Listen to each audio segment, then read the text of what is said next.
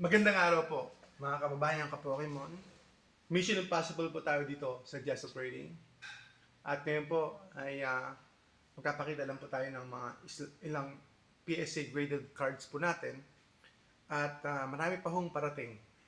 Siguro nasa around more than 100 slabs pa po yung parating natin. So abangan lang po ninyo.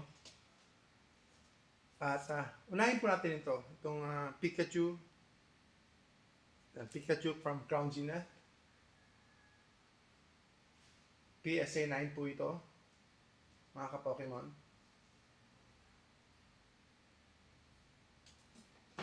Tapos sunod natin itong Archaludon GameStop din siya. GameStop exclusive. PSA 9 din po. So, Stellar Crown po ito. Meron po siyang stamp na GameStop. Ayun po. So, makikita nyo sa bandang kanan po niya.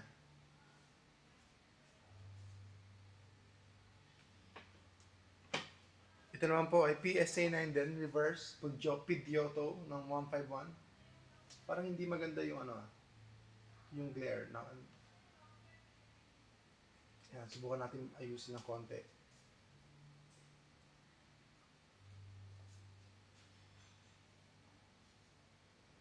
Yan, Master Ball po ito ng 151, Pidgeotto. Ito naman PSA 9 din, Japanese. 2007 siya. Tapos, sabi dito, 10th movie commercial promo. Ayan. Lugia po to, Lugia. Mga ka-Pokemon.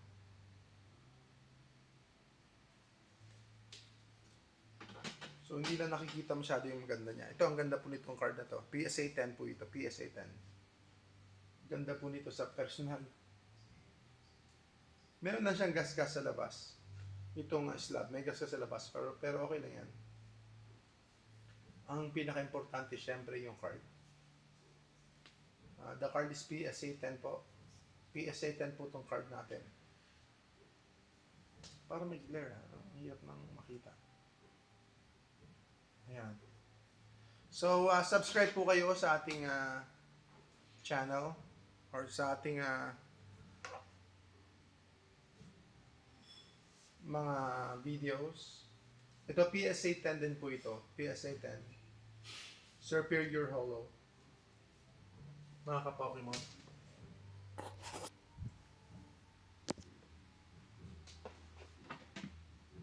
Ito po ay PSA 9. PSA 9 po ito. Isang Charizard. Sa mga mahilig po sa Charizard dyan. May Charizard po tayo. Ito po ay Charizard. Siya nga pala, mga ka-Pokemon. Nagkano rin po tayo. Magkakaroon na rin po tayo ng grading. Magpapadala na rin po tayo ng PSA grading po. So, abangan po ninyo ang ating PSA grading. Soon, PSA 10 po ito, mga ka-Pokemon, 2013. Japanese din po siya, Emolga. So, maganda po ito sa personal. So, Emolga po ito. PSA 10. To PSA 10 din po ito sa mga mahilig sa Mew. Maganda po ito, Mew. 151 din po ito sa pagkakaalam ko. So, 151 din siya, mga ka-Pokemon. So, very popular yan. Yung set na to. Yung 151.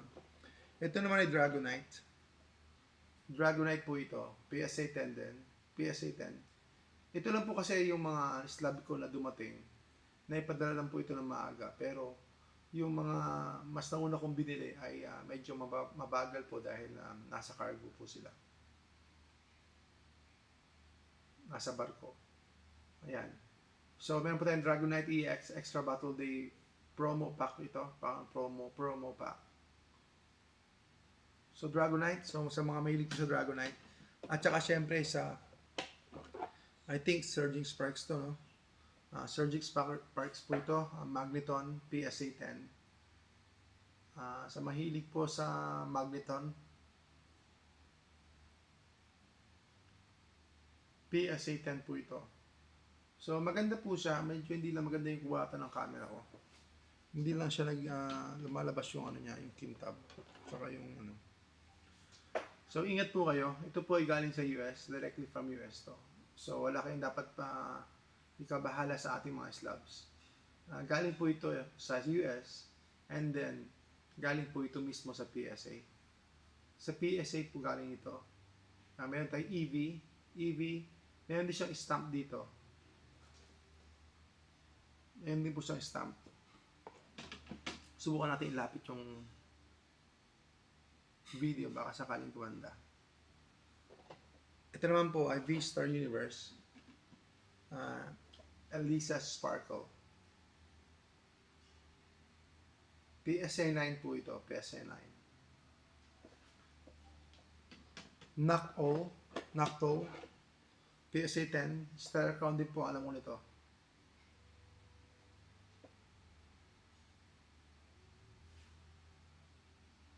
So, PM nyo na po kami kapag may interesado po kayo. PSA 10 po ito. Ang marami akong binibili, yung mga PSA 9, kasi yun lang po yung afford talaga.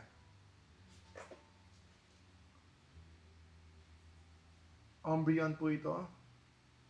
PSA 9. So, kung mahilig po kayo sa Moonbreon na to.